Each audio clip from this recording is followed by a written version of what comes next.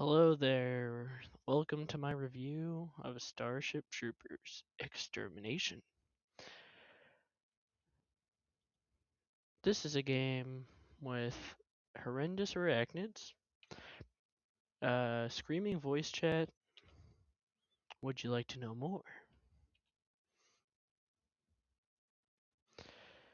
As you can see, look at this beautiful desert. Nothing wrong with it. Wait, what is that? Enhance. It's a bug! But do not fret, there are quite a few ways to take care of these creatures. So you could either shoot it, stab it to death, which I highly do not recommend because it does like no damage if you stab it with a knife, or you could just completely blow it off the map.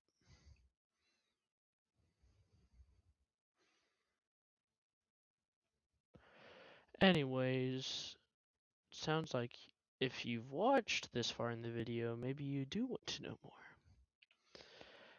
Okay, so a little history lesson. So basically, in November 2022, Off-World Industries decided to tease a new game. Um, Pretty self-explanatory what it is. Anyways, they combined Left 4 Dead, Starship Troopers, a cockroach, and a squad. And squad. Yeah, just ignore Helldivers 2. He doesn't exist yet. So they mashed them together, and in May 2023, they showed Starship Troopers Extermination. Kind of. Well, it was in early access. Anyways, initially, the player count is actually pretty good, and the reviews are very positive. Then a few months later, the reviews are still positive, but the player counts like it dropped a lot, as you could see by my beautiful demonstration. Okay, I made this on Google Slides. Please stop judging me. Anyways, on to the gameplay, because this game's good. Just it wasn't so good at launch. It's good now. Please, I promise. I beg you. So you land on a planet, and this is one of the planets. Look how beautiful it is, this oil mining resource world. But now look what the bugs have done to it. I know, very ugly. It's an ugly planet, a bug planet, some would say. So, anyways, you land on the planet with 15 other idiots, and you plant as many American, United Citizen Federation flags as you can. Even though that's not the objectives, that's basically what you do. So usually you go around completing objectives such as getting oil. Yeah, just ignore the flags, please. Then you put the oil into the arc, which is this thing right here, which is basically a juice box. Just ignore that. Then after you juice up the arc, uh, it'll start sending vibrations into the ground. For some reason, even though it's only scanning the ground for bug hives, and all the bugs will get pissed and try to kill you.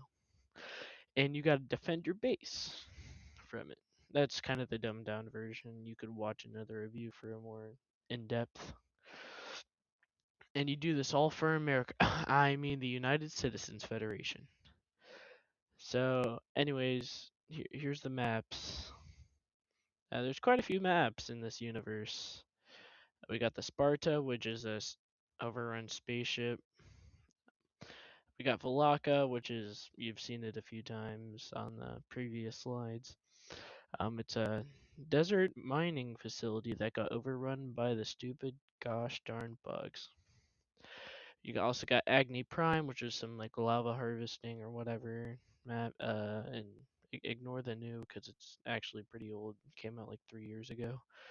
Um, and also X11. Couldn't find a proper screenshot, so you could see a bit of it. And we also got Borea. I mean, not Borea, Breeze. I'm not recording all of that. Game modes. Onto game modes, yes. Part you might have been waiting for. So we got the Assault and Secure game mode.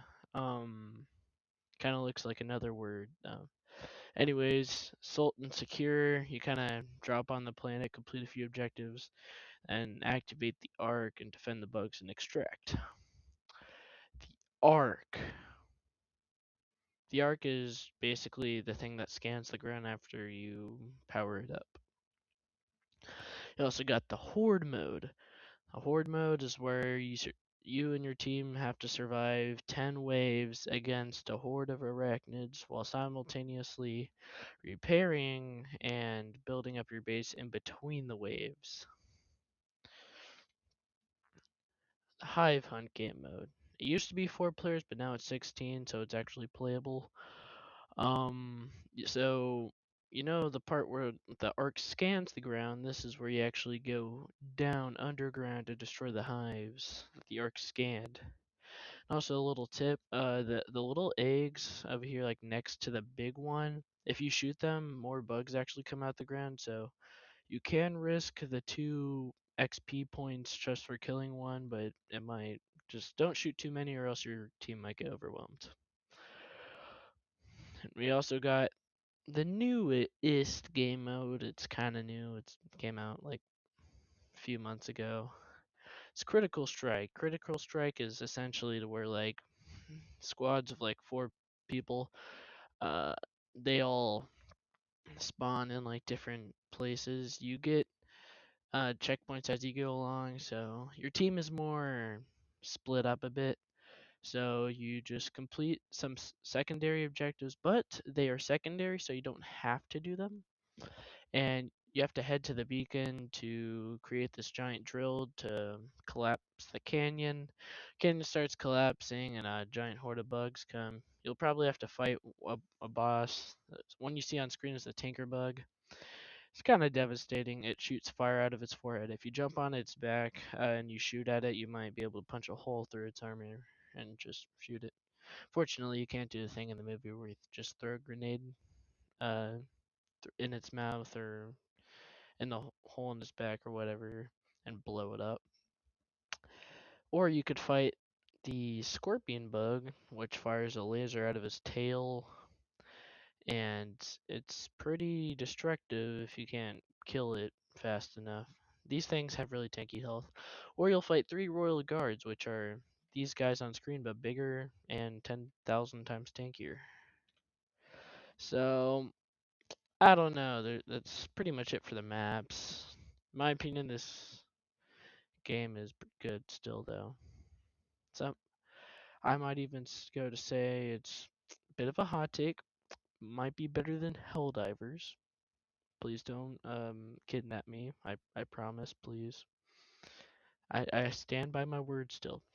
So basically, the concept of most of the game is run around, complete objectives, then defend. So get oil, put it in the arc. In my opinion, necessarily, this is a pretty cinematic game. Uh, give the bug the boot. So absolute cinema. When you actually get into it, I haven't showed any gameplay thing because I don't know why. It's kind of hard to import videos for me. Also, they have persistent dead bugs. For those of you that don't know what persistent dead bugs are, oh yeah. So if you kill a bug, its body's on the ground. Its body will remain on the ground. It'll be there the whole time, unless you break it. So there's a few ways to break it. But first, that might not be very like overwhelming if you think, but this is a orchard, remember? Thing that really makes this system shine is the base building. So you get a few minutes to build a base, and once the time is up, a horde of bugs will run at your walls and try to destroy it.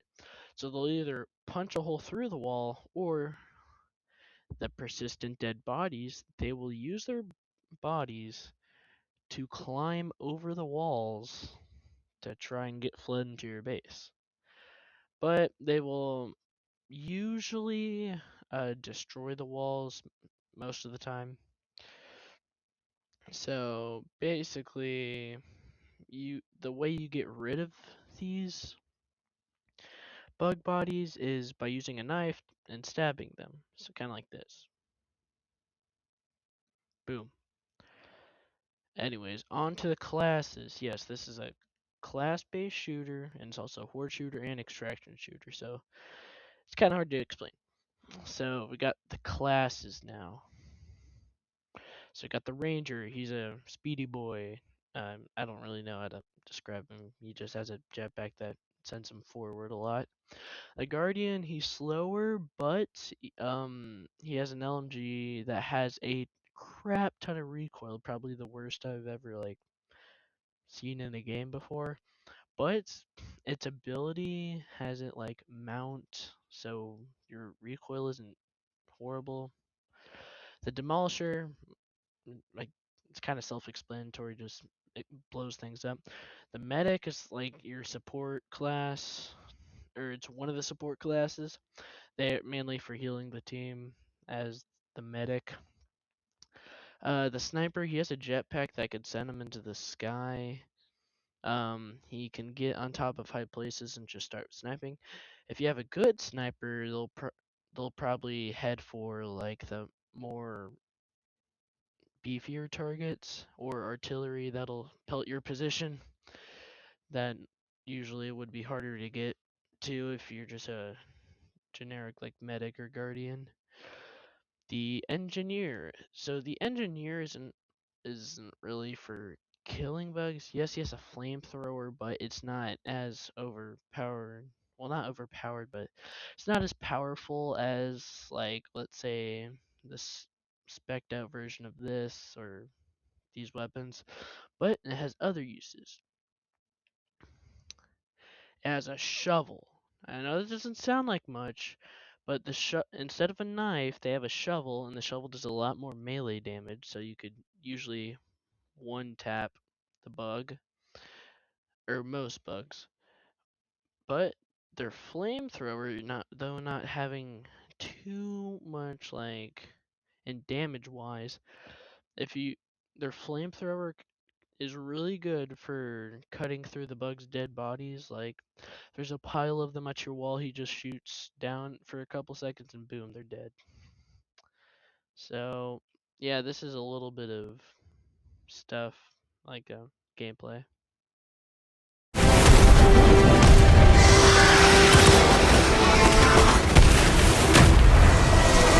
All squads ready up.